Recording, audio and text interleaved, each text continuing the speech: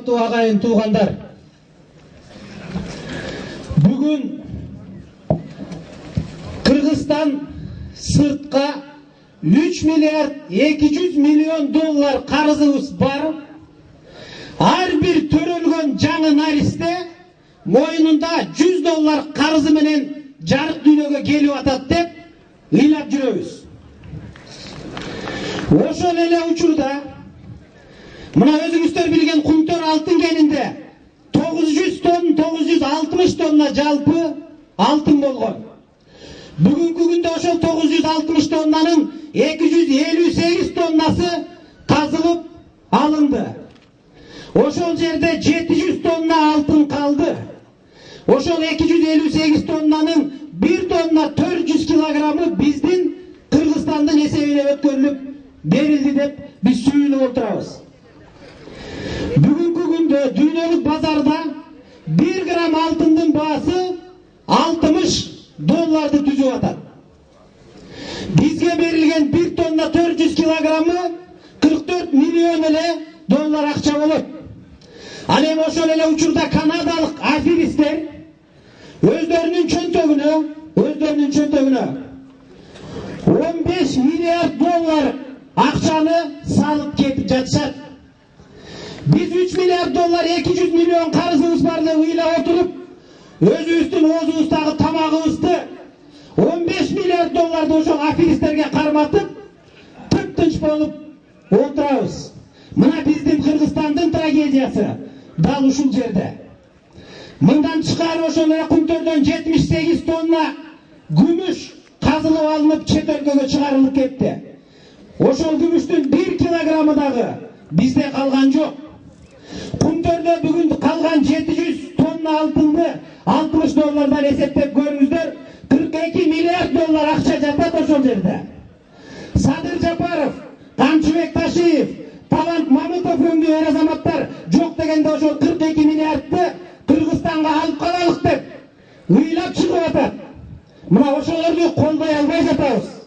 Мына ошолорду түрмөгө каматып коюп, тынч отурабыз бардыгыбыз. Мына Кыргыз элинин трагедиясы дал ушул жерде жатат. Биздин 3 миллиард 200 миллион долларыбыз канадалыктар алып кетип аткан акчанын жанында жөн эле оюнчук болуп калат. Канадалыктардан Кумтөрдү алып туруп, биз өзүбүздүн элдин Кыргызстандын пайдасына иштетели деген талап койсок, биздин бийликте отурган Атамбаев, Сатыбалдиев, Сариев өңдүү акмактар канадалыктарды бүгүн денонсацияга Кумтөрдү алып койсок дейт. Канадалыктар кетип калат. Биз Кыргызстан иштете албай калабыз дейт. Мына көрүңүздөр, бир убакта Советтер Союзунун убагында Кыргыз там сала албайт эле, туура? Кыргыздын тамын келип башкалар салып берет эле. Кыргыз Советтер Союзунун убагында соода кыла албайт эле. Бүгүн Кыргыз Америкага чейин барып, соода кылган кандай болот экенин бардыгына үйрөтүп атпайбы? Кыргыз жер иштете албайт эле Советтер Союзунун убагында, Дунган иштетет деп. Бүгүн Кыргыз Бишкектин тегерек четине барып туруп, Дунганга жерди кантип иштетет үйрөтүп атпайбы жапжашынакай болуп эле. Анан кантип эле ушундайга келгенде Кыргыз келесо эл болуп калсын. Мына биздин мамлекет башчылары ошол аферисттерди колдоп, жактап, ошол инвесторлор эгерде биз Кумтөрдү алып койсок кетип калат дейт. Кумтөрдөгү канадалык аферисттер биз Кумтөрдү алып койгонубуз үчүн кетип калбайт. Булар элдин ырыскысын жеп, элдин байлыгын жеп, бүгүнкүдөй итке минген жакырабалга жеткирип койгон Атамбаевке окшогон, Бабановго окшогон, Сариевке, Сатыбалдиевке окшогон акмактардан коркуп кетип калышы мүмкүн. Бирок элден коркуп, эч убакта алар жеп аткан нанын таштап кетип кала албайт. Ушунун жыйынтыгында мен айтат элем. Мына ушул Атамбаев, Сатыбалдиев, Сариев жана башкаларга оңдогон, окшогон аферист эл башчыларынын бизге кереги барбы? Урматтуу эл, бүгүн сиздерге мына ушул суроону койгону чогулуп ушул курултайга чогултуп отурабыз. Сиздер үнүңүздөрдү кошушуңуздар керек. Кереги бар болсо бар деп, жок болсо жок деп туруп, айтышыңыздар керек. Мына ушуга окшогон адамдардын Кыргызстанда эл баштылыгына кереги барбы? Өзүнүн ата тегин билбей, Баткенге барса Баткендик, Таласка барса Таластык, Чүйгө барса Чүйдүк, Жалал-Абадка келсе Жалал-Абадтык болуп отурган Маңкурт ажонун кереги барбы? Ноорузда элди куттуктап коюңуз десе, чыгып алып алас, арбаледен калас дейт.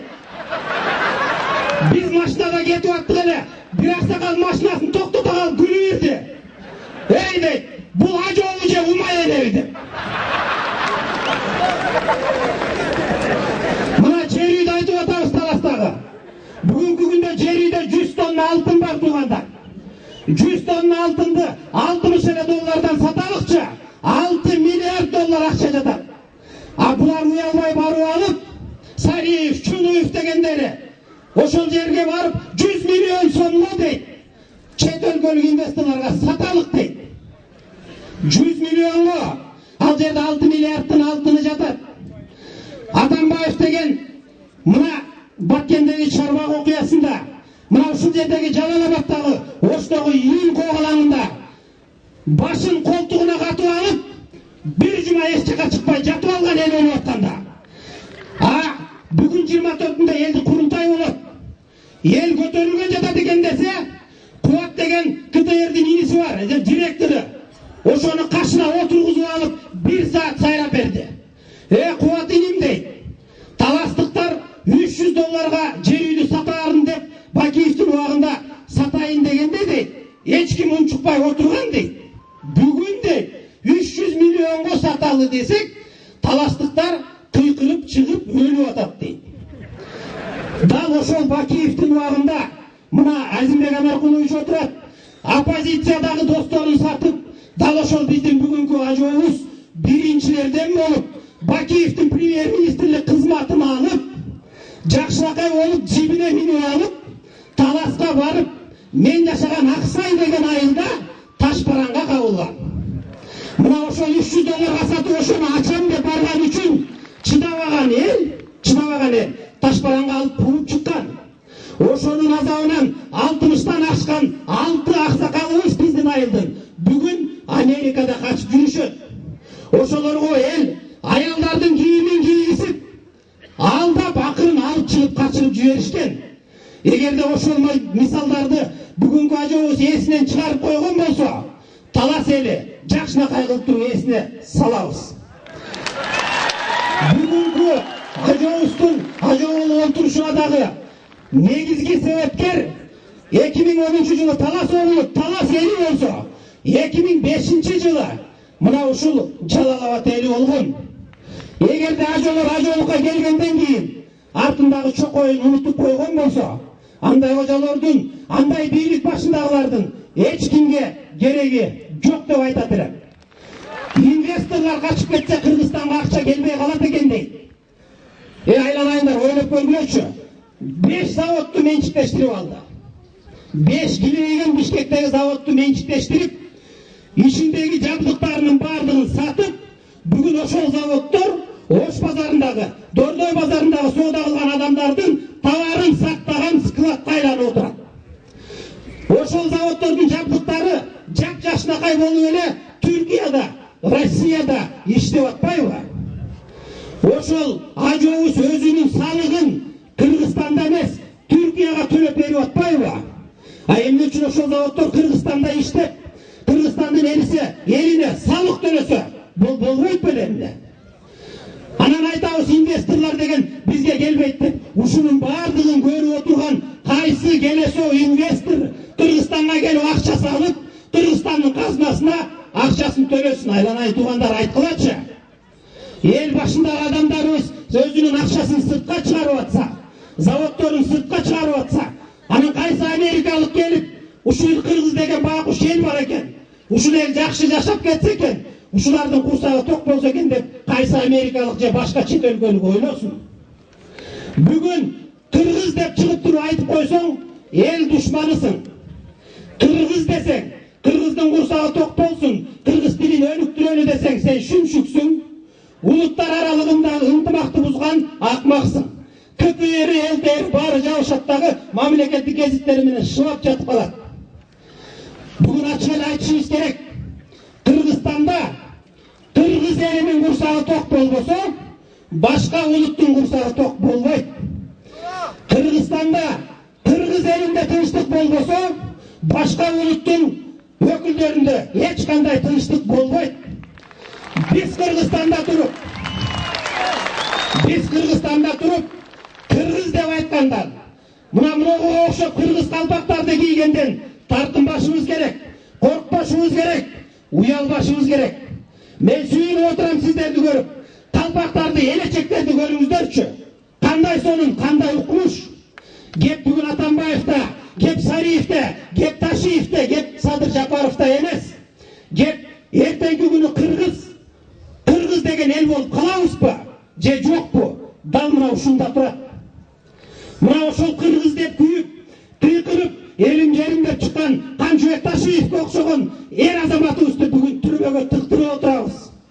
Кумтөрдүн акчасын канадалык аферисттер алып кетип атат деп ыйлаган Садыр Жапаровду бүгүн биз түрмөгө тыктырып отурабыз. Качанга чейин ушуга чыдайсыңар, урматтуу туугандар?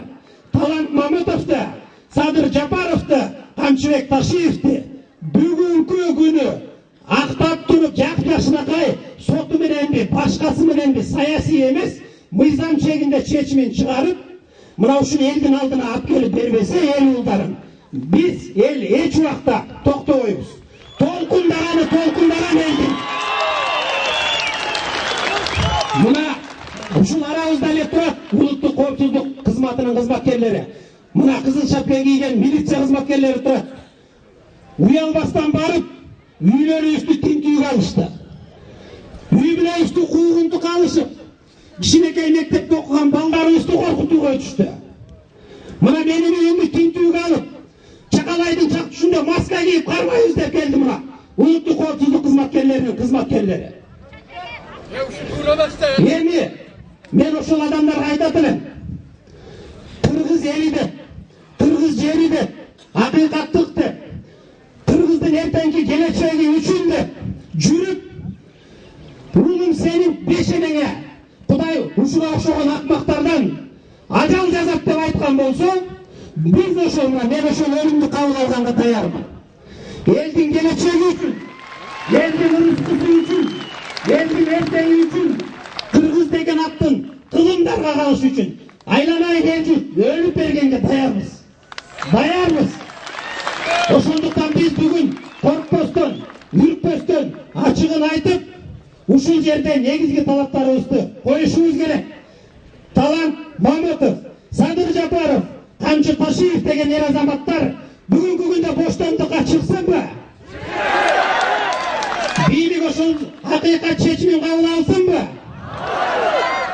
Элдин ырыскысын жеген, өзүнүн элине каршы иштеген, өзүнүн элинин ийгилигине жете албаган, өз элин саткан бүгүнкүдөй бузуку эл бузар, эл башчылары кетсинби? Кереги барбы бизге? Анда эмесе ушул жок деген сөзүңүздөргө аягына чейин туруп, бизди жалгыз тыштабай, бул ата журтчу, бул ата мекенчи, бул СДПКчы деп бөлбөй, бардыгыңыздар артыбызда чогуу колдоп туруңуздар. Бүгүн Кыргызстанга бүтүн жалпы кыргыз элинин президенти керек. Бүгүн Кыргызстанга жалгыз эле СДПК партиясынын эмес, бүтүн Кыргызстандын президенти керек. Ошон үчүн мына ошол жалпы Кыргызстанды үчүн күйө турган, СДПК үчүн эмес, жалпы эл үчүн күйө турган ажоону башыбызга алып келели. Рахмат сиздерге.